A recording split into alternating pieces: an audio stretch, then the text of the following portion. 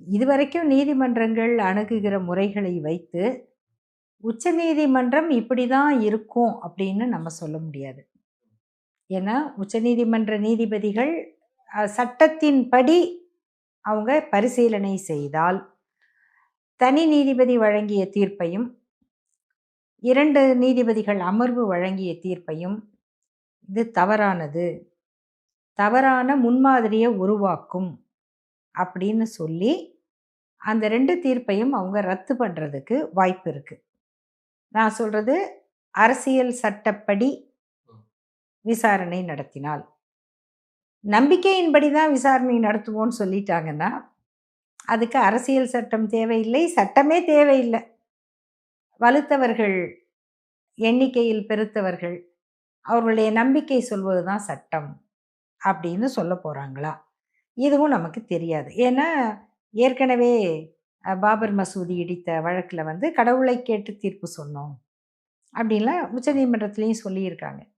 உச்சநீதிமன்றம் சொன்னால் அதுதான் கடைசி. உச்சநீதிமன்றம் சொல்லுவது தான் சரி அப்படின்னு நான் சொல்லலை, யாருமே சொல்ல மாட்டாங்க. ஆனால் உச்சநீதிமன்றம் தான் வந்து கடைசி. ஆகையினால இப்போ அவங்க என்ன சொல்லுவாங்கன்னு நம்ம வந்து முன்கூட்டியெல்லாம் ஜோசியம் சொல்ல முடியாது.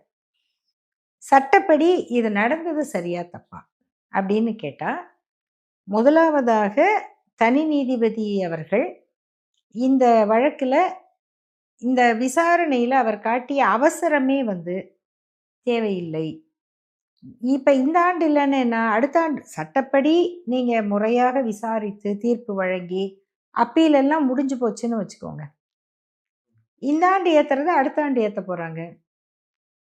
ஆனால் சட்டப்படி அது தவறுன்னு மேல் நீதிமன்றம் சொல்லிருச்சுன்னு வைக்கலாம். அப்போ இந்த ஆண்டு அவசரமாக ஏற்ற விட்டுட்டா அதான் ஏற்றியாச்சே, இனிமே செஞ்சா என்ன அப்படிங்கிற எண்ணம் தானே மேல் நீதிமன்றத்துக்கு வரும். அப்போது இதில் வந்து பேலன்ஸ் ஆஃப் கன்வீனியன்ஸுங்கிற நீதி முறையை கொஞ்சம் பரிசீலனை பண்ணியிருந்தா இன்னும் சற்று நிதானமாக இதை அணுகி இருக்க முடியும். 1. 2வது, இது சாதாரண மக்கள் வந்து நினைக்கலாம், என்ன ஒரு தீபம் ஏற்றுறது தானே, ஏதோ ஒரு நாள் ஏற்றுறதுல என்ன பிரச்சனை அப்படின்னு இது எல்லாருக்கும் வரும். இப்போ நான் யோசித்தா இதெல்லாம் தெரியாமல், இதனுடைய பின்னணி தெரியாமல் யோசித்தா எனக்கும் அப்படி தான் தோணும்.